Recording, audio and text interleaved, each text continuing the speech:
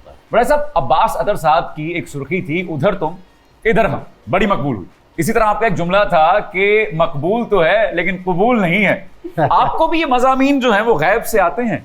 देखिए जी, मैं अब्बास अतर साहब का बहुत फैन रहा। अरे क्या! और बड़ा मुझे मौका मिला उनसे सीखने का, खासकर इस सुर्खी को और बहुत सी सुर्खियों को डिस्कस करने का, उसके पस मंज़र को डिस्कस करने का। और दिलचस्प बात यह है कि मैंने जब अपनी पहली 3 किताबें लिखी तो उनके टाइटल मैंने उनसे फाइनल करवाए, क्या बात! और उनके नाम उनसे रखवाए। वाह! तो अब्बास अतर साहब मेरे हमेशा से आइडियल रहे, बहुत बड़े सहाफ़ी थे। और दूसरी बात यह है कि हम सहाफ़ियों के लिए उनकी शख्सियत भी बड़ी आइडियल थी, सिर्फ उनका प्रोफेशन नहीं। तो मैं भी कहीं बिलवास्ता तौर पे उनसे मुतासर हूँ। तो मैं भी अपनी कोशिश करता हूँ कि मैं सुर्खी ना निकाल सकूँ, लेकिन अपनी बात ऐसे करूँ कि जिस तरह वो कन्वे करते थे एक छोटे से जुमले में, एक सुर्खी में, हम भी कन्वे करने की कोशिश करें। और दुनिया भर में ये फ़न है, इस फ़न को सीखना चाहिए कि लोगों तक फास्ट कम्युनिकेशन हो सके, इफेक्टिव कम्युनिकेशन हो। क्या बात! मुख्तसर लेकिन मुफस्सल बात होनी चाहिए। इफेक्टिव। क्या बात! मियाँ साहब की पहली जिलावतनी पर आपने एक किताब लिखी थी, गद्दार कौन। अब तो ये लव ट्रेंडिंग में भी है। उस किताब का सीक्वल कब लिख रहे हैं?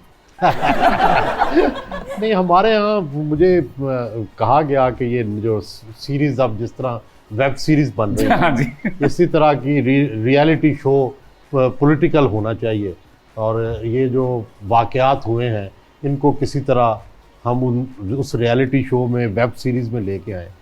लेकिन सच्ची बात है कि हमें कोई तजर्बा नहीं है, और कोई ऐसा बंदा नहीं मिला जो इन चीज़ों को हमें गाइड कर सके। वगरना बनना तो चाहिए, जिस तरह पाकिस्तान में पॉलिटिकल ड्रामा होता है, ये किसी भी, शायद ये जो ड्रामे हमारे रात को चलते हैं इससे ज़्यादा